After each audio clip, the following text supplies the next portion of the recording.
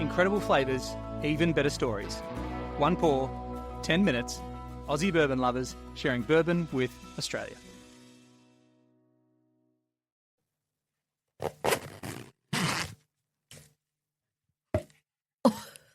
It's not really a pop, is it? It's not a pop. It's like a zip. Wait for it.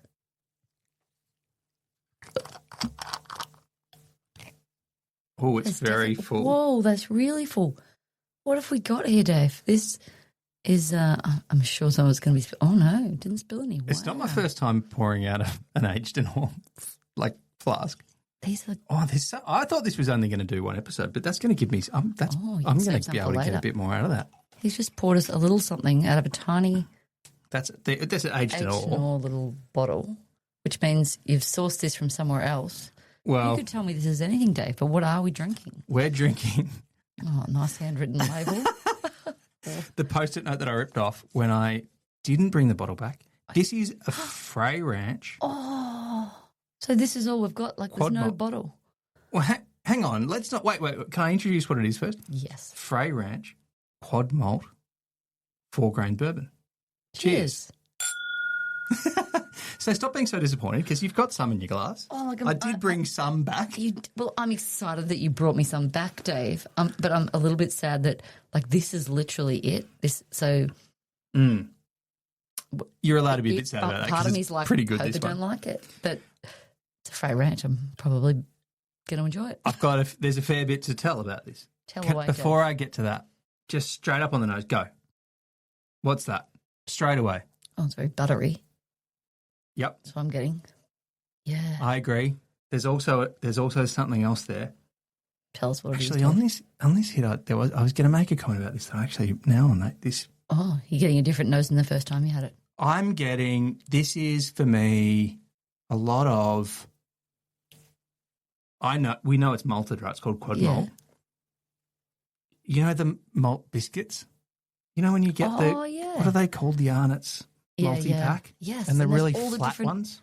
Yes, but there's all the different shaped ones, and the flat ones are like malt biscuits. Yeah. And then the middle bit of Malteser? Yes. That's a malt. Yeah, I was going to say, it's that freshly opened packet of Maltesers. In a glass. Bold. I'm going to lean into that. I reckon a freshly opened packet of Maltesers is not too bad because there is a bit of chocolatiness here. Yeah, but it's like you're just getting the smell of it. You're not getting all that flavour that you get with a Malteser, but you definitely, there you go, freshly opened packet of Maltesers. This bottle, so hang on, stop, you're judging already, stop judging. No, I'm worried about how much I'm going to like it and that this is the only bit. We've got a bit more in the aged and all, don't worry, there's plenty more that came from. So, Frey Ranch, can I paint the picture a little bit of what happened and why we have any of it at all? I know. Business trip. Dave went on a business trip. Business trip to the United States for a conference in Vegas. Yep. Fly into San Fran and go to Redwood Empire, which was great. We'll talk about that another time. Yep. We've got a bottle to celebrate that one. But then you hit up Frey Ranch. And then I drove. This was like this. I've been wanting to go to Frey Ranch for so long. Frey Ranch is it's like really the bourbon distillery that is everything is on the farm. And the first time you go visit the distillery and you buy a bottle and you drive out of the gate, it's the first time the liquid, anything inside the bottle, leaves the farm. Like the grains and everything. Wow. How cool is that? So that's so cool. The whole thing is made there. So what you've got in your glass here is 4-grain bourbon. So they, well known for their 4-grain bourbon. But in this case, it's fully malted. All 4 grains have been malted. Yeah. So Kobe, who is the master distiller, or the owner, has malted all 4 grains of it. Wow. So they grow all 4 grains there and then they malt them all there and then they send them into this beautiful liquid. Yes. Amazing. How cool is this? And so then furthermore, love a good farm story. This bottle is so you can only buy this particular bottle at the distillery itself. Yep. It's teeny tiny. It's 375 mils. That's smaller than a Coke Buddy. Oh, wow. So you did do a great job in saving me some, Dave. Thanks for saying it like that. Thank you. This was my traveller. This was your traveller.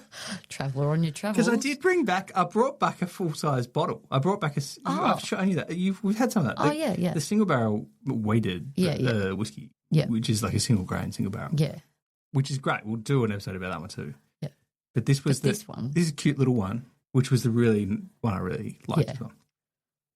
Have you had any? Have you tasted it yet? No, not yet. Come on. I'm enjoying the Malteser smell and really hoping I don't like it, but I know I'm going to. My favourite part about this is that it's a bourbony bourbon. So kind of unlike anything else you've had. It's a bourbony bourbon. Well, like as in it's yum. a real bourbon because it's following all the rules, right? Yes. The thing that it's not doing is that it's, you usually malt the It's definitely barley. Sometimes you malt the rye. It changes. It hits the palate, definitely like that chocolate, and then it finishes and I'm getting that like wheat, grainy kind of flavour. Like the finish is grainy, but that first mouthful, I was like instantly, can't believe we don't have more of this. I'm sorry. No. But it definitely leaves you with like that wheat kind of grainy flavour right at the back of your mouth. Do you reckon? Yeah. I agree with you. As you kind of moves across your palate, it really does change. Yeah, it's almost like it's delicious and then that grainy finish makes you want to have another mouthful, like kind of like you're thirsty. So you can see why I only brought back a very small amount because that kind of does leave you a little bit thirsty. Yeah. Thanks, Dave. Really appreciate the small amount you brought back for me. Fallon is about an hour out of Reno. So Reno's the kind of the city in the northernmost part of Nevada, and it's kind of the known. There was a sitcom called Reno 911 or something like that, I think, and there's a. It's a pretty epic drive. It's kind of one of the places you can go and gamble as well, I think. Yeah. But it's But like you were driving through like desert and snow. Sorry, yes, I drove from San Fran to Reno, and you're right, I drove through Lake Tahoe, and it was coming out of winter. So what's that, springtime? I'm pretty good with my seasons. And the Frey Ranch. Yeah, it's beautiful scenery, and Reno was a great place to visit for a bit of fun, and then Fallon. It's just it's like a little food bowl in the middle of the desert, really, is what it is. Yeah. And then I drove down to that. Does it blow your mind that 10 years ago, when we were on a trip with friends over there, we didn't even know this place existed or weren't even interested that a place like this existed? Did it definitely? I'm not even sure it definitely existed. Oh, would it have existed 10 years ago? Maybe. I don't know. Maybe it was. I just think, it's that thing of like, that was a journey we were not on 10 years ago. Yeah. We hadn't entered the world of bourbon then. Can I tell you about my cellar experience quickly at Frey Ranch? Tell me why I'm going to be jealous that I missed it, Dave. So there's a tour, yeah, and I wanted to arrive at the tour. They're only open Saturdays for visitors. Yep. It's a fully operational distillery. They distill 6 days out of 7. It's quite it's like a good sized facility. They're making it. So it's Saturday the day they don't distill? It's Sunday is the day they don't distill. So the still was running and they were, fermenting and all that kind of stuff. But the distillery tour was pretty quick because the distillery is kind of right there, and then you go and look in one of the kind of like the show rick house or whatever that's right next door. And then you go into this is the order I did it in. Then you go into the tasting room, and they were extremely generous. They were very busy, and they were extremely generous with their pours, and it was a great. Well, I suppose you've come a long way. Like, they appreciate the people that have come so far, because it's not like there's 4 or 5 distilleries within a few minutes of their place. I think this is exactly right. Yeah. They're the only distillery, I think, in Fallon, and they're one of the only distilleries in Reno. Yeah. So you've come for them. Yeah. And they want you to leave a happy customer. Mm. That's fun. And I met a fellow whiskey fan, and we hung out and tasted it because it was so full. I was kind of like tucked out of the way, trying to stay out of everyone's way because I was travelling by myself. And a lovely man who's a local to Reno kind of said, "No, come and hang out with me and we'll talk about the whiskies." It's great. I had a great time. Such a great community in the bourbon world. Well, this thing kept happening because I was travelling by myself because you refused to come on this business trip. Someone had to look after responsibilities at home. Oh, is that okay? That's how we're going to play it.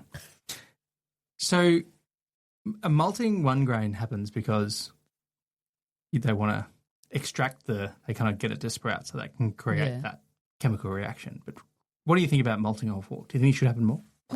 It's definitely delicious, but it definitely leaves that little bit of grain like sensation is the last one you get. Which part of me wants to reverse that. I kind of want that grainy sensation first because there's flavour there, and then that really rich finish. Would you be curious to try a Maker's Mark that had been fully, all the grains had been malted? Absolutely. Yeah. Give it a whirl. I'm curious. Well, of course we'd be curious. Let's have a go. Yeah, we're always curious. That was a stupid question. You're normally better with your questions. To the people at Frey Ranch who are doing cool, creative stuff, How amazing. and to malting more things and eating more Maltesers. To farms that make golden liquid. Oh, it tastes like this. Yeah. Bring it on. Cheers. Cheers. Thanks for listening. Make sure you're connected with us on TikTok, Instagram and YouTube, and stay connected with us by clicking subscribe on your favourite podcast app.